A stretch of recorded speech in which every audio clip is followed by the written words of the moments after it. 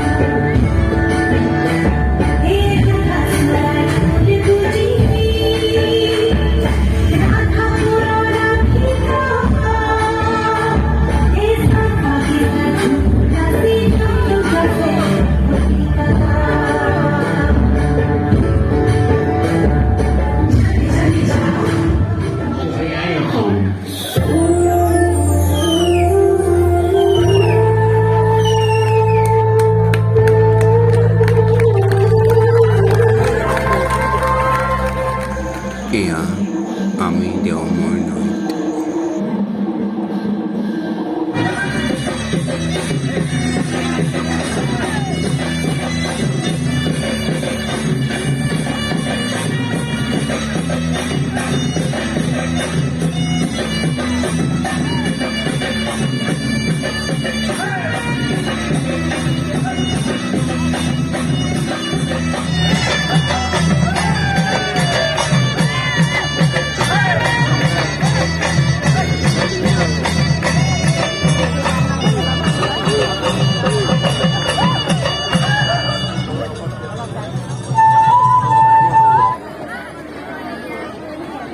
জয়জয়তে কোচকিয়া নৱমিলন সংঘৰ সভাপতি সম্পাদক প্ৰমুখ্যে তথা উদযাপন সমিতিৰ সন্মানীয় সভাপতি সম্পাদক উপসভাপতি আৰু অন্যান্য কাৰ্যকৰ্তাসকলক মোৰ শ্ৰদ্ধা আৰু কৃতজ্ঞতা জ্ঞাপন কৰিছোঁ। হয়, এয়া কোচকিয়া নগৰীৰ আমি নৃত্য পৰিৱেশন কৰি থাকোঁতে ইয়াতে বৰষুণ দিছে।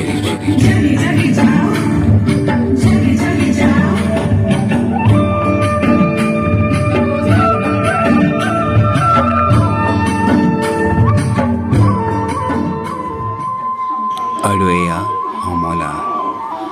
উন্মনা এই নৃত্যটো পৰিৱেশন কৰিবলৈ আহিব পৰা নাছিল, কাৰণ তাইৰ ভৰিৰ গেৰুৱা অংশ ফাটিছিল।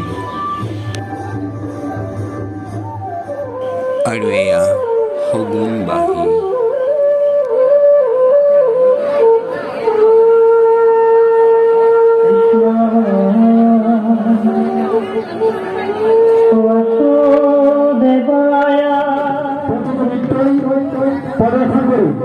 আমার দর্শক রয়েছে আপ্লুত করার কারণে বহুত বহুত ধন্যবাদ জানাইছো। এইখিনিতে পুরস্কার সম্পর্কে ঘোষণা আছে। আমি নৃত্য শিল্পীকে এগৰাকী ভিতৰতে থাকিবৰ কাৰণে আমাৰ জনাইছো। পুৰস্কাৰ সম্পৰ্কে ঘোষণা আছে। অভ্যৰ্থনা সমিতিৰ সম্পাদক মাননীয় শ্ৰী মনীন্দ্ৰ ডেকাদেৱে নগদ 100 টকাৰে পুৰস্কৃত কৰিছে দলটিক। আন এগৰাকী বিশিষ্টতা মাননীয় শ্ৰী তীৰ্থ শইকীয়াদেৱে 50টি টকা পুৰস্কাৰ হিচাপে আগবঢ়াইছে। আন এগৰাকী বিশিষ্টতা মাননীয় শ্ৰী প্ৰসন্ন ডেকা, তেখেতেও 100টি টকা পুৰস্কাৰ হিচাপে আগবঢ়াইছে।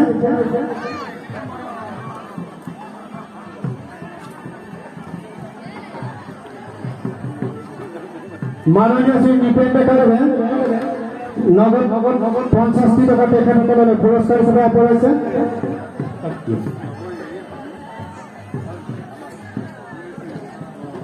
এয়া পুৰস্কাৰ প্ৰদান কৰিছে। আমি দলটিৰ প্ৰতিগৰাকী শিল্পীলৈ ভৱিষ্যত কামনা কৰিছো। আমি তেখেতৰ দলপতি নিশ্চয় আছে, তেখেতসকলৰ চিনাকিটো দিবৰ কাৰণে মই মাইক্ৰফোন আগবঢ়াই দিছোঁ।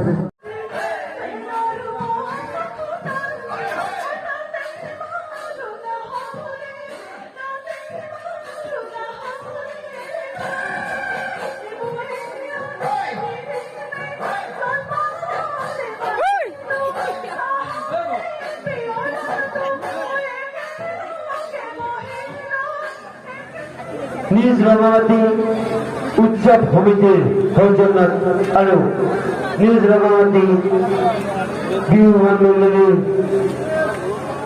যি দশম বাৰ্ষিক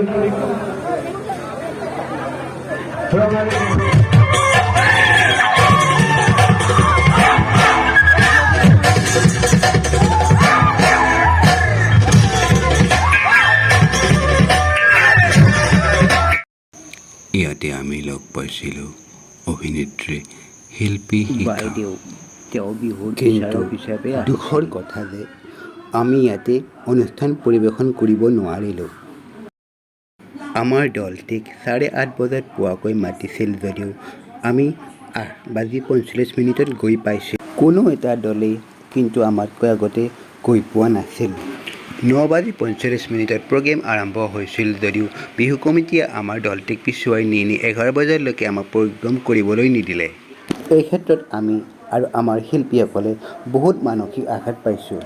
স্মৰণীয় হৈ ৰ'ব আজিৰ নিশাটোৰ কথা।